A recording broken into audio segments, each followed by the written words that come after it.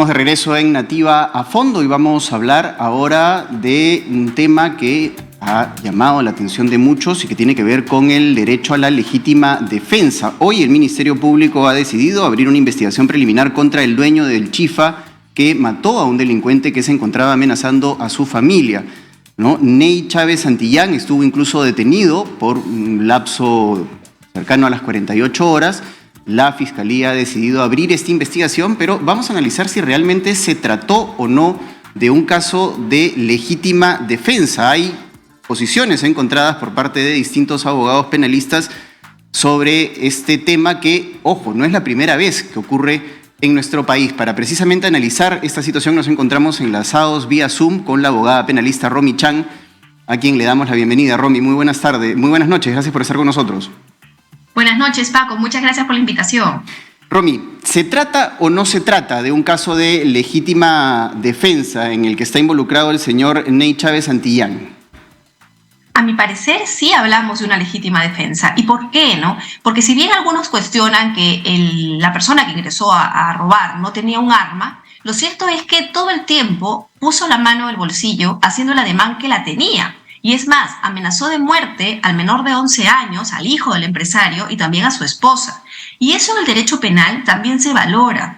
Este es un aparente error, ¿no es cierto?, en el que entró el empresario en la creencia, por supuesto, de que él tenía un arma, que en el derecho penal tiene un nombre, que es error de tipo, así se llama, es un poco técnico, invencible. ¿Qué significa esto? Que es un error en el cual cualquier ciudadano de a pie, común y corriente como nosotros, también hubiéramos cometido. Y por esa razón es que sí aplica la legítima defensa y la consecuencia es la exoneración de responsabilidad penal. Claro, te lo preguntaba porque hay quienes hablan del principio de proporcionalidad, ¿no? El señor Chávez finalmente actúa con un arma de fuego frente a una persona que luego se sabe que estaba desarmada, ¿no?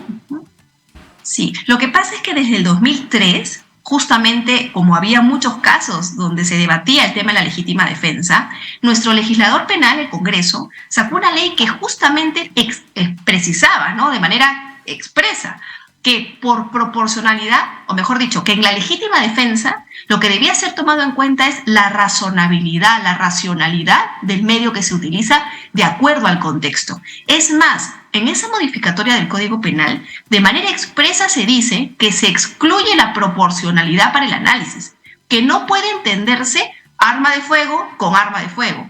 No es que se exija que la defensa sea con la misma herramienta con la que se genera la agresión, sino lo que se exige es que en función al contexto sea un medio proporcional, o sea, un medio razonable, ¿no? En este caso, como nosotros vemos en las imágenes, el empresario, como cualquier ciudadano, hubiera creído y creía que este señor, que este delincuente, traía un arma de fuego.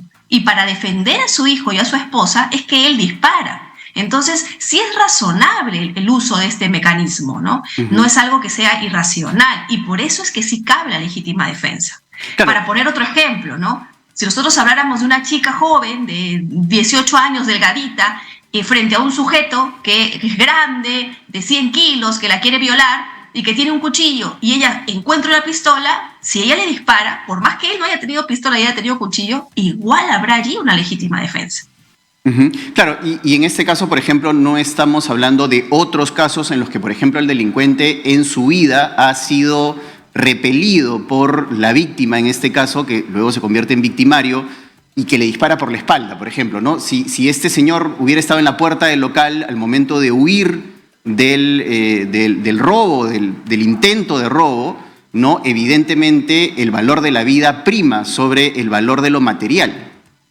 Por supuesto, ¿no? Y justamente eso es muy bueno que lo comentemos, ¿no? Porque algunas personas piensan que cuando un ladrón entra a tu casa a robar y luego tú te das cuenta, ¿no es cierto?, el ladrón huye, es parte de la legítima defensa el perseguirlo, golpearlo, amarrarlo a un poste, hasta incluso en algunos casos hasta quemarlo, ¿no? Eso no es legítima defensa. La legítima defensa se justifica en la medida en que existe una agresión y existe un acto de defensa. O sea, la base, la esencia es yo me quiero defender. No es yo quiero una revancha, no es yo quiero justicia, no es vamos a capturar al delincuente, eso no es legítima defensa.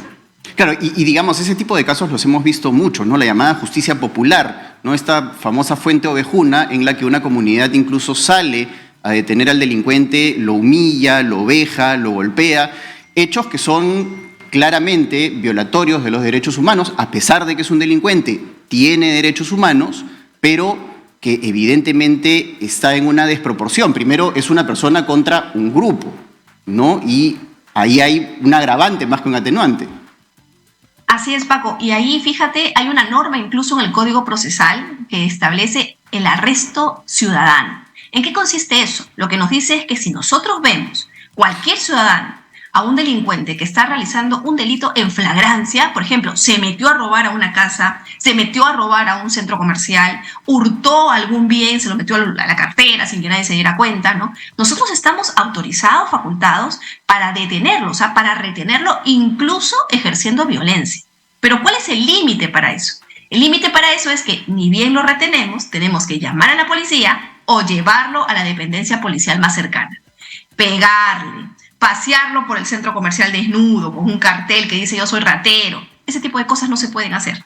Nuestro límite para actuar como ciudadanos es, frente a casos de flagrancia, llevando a la persona que ha cometido el delito a la policía o llamando a la policía para que se apersone. Ahora, Romy, ¿cómo ves, un poco más saliendo ya de lo penal y entrando un poco más al análisis de la situación?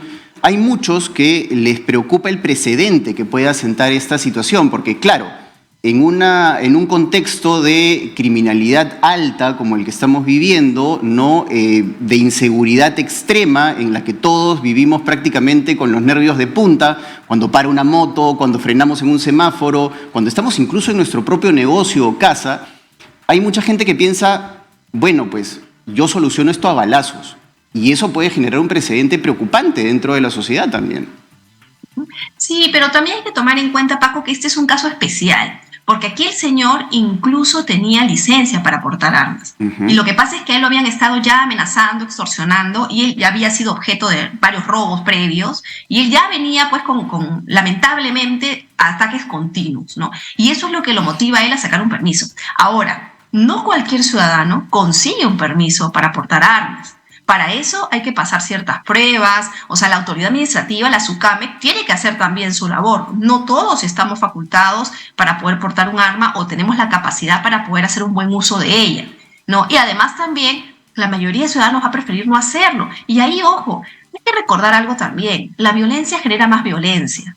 A veces han habido casos donde el ratero no pensaba usar el arma, pero desde el momento en que vio que la víctima tenía un arma, disparó sin piedad, ¿no? Entonces, a veces eso también trae sus problemas, ¿no? Este es un caso muy singular, además hay video, es algo que lo ayuda también al señor, ¿no? Pero no es lo usual, ¿no? Siempre el llamado, por supuesto, es a buscar como primer recurso huir, escapar, no utilizar la violencia, porque no sabemos cuál va a ser la respuesta que tenga el delincuente contra nosotros.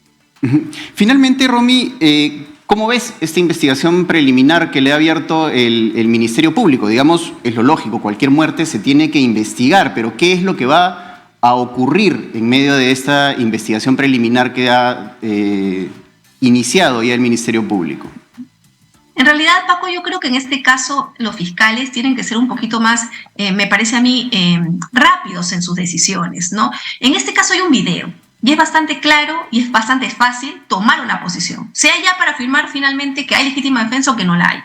Entonces, entiendo que el fiscal se ha dejado libre a esta persona es porque considera o está cercano a la existencia de una legítima defensa, ¿no? Entonces, si es así, realmente no hay mayor cosa que investigar. Hay casos que se pueden archivar preliminarmente, o sea, se pueden archivar de momento, porque no tiene sentido seguir invirtiendo recursos del Estado en un caso que finalmente igual se va a archivar porque existe este supuesto de la legítima defensa. ¿Y por qué digo esto? Porque además también hay que tomar en consideración otros factores que son de naturaleza humana, ya no tanto de derecho, ¿no? Que es, por ejemplo, aquí en este caso, estamos hablando de un padre de familia que para defender a su hijo se ha visto obligado a matar a una persona delante de su pequeño de 11 años. Eso también es un trauma psicológico, es una experiencia de vida muy fuerte, tanto para él como para su familia. Entonces, si a eso le sumamos una investigación penal que finalmente está condenada al archivo, realmente yo creo que le estamos sumando cosas que no tendría pesos, ¿no? Que no tendría ya por qué cargar un ciudadano que en verdad simplemente trató de defender a su familia. Muchas gracias, Romy, por el análisis y hasta la próxima. Gracias por estar con nosotros en Nativa a Fondo. Gracias a ti.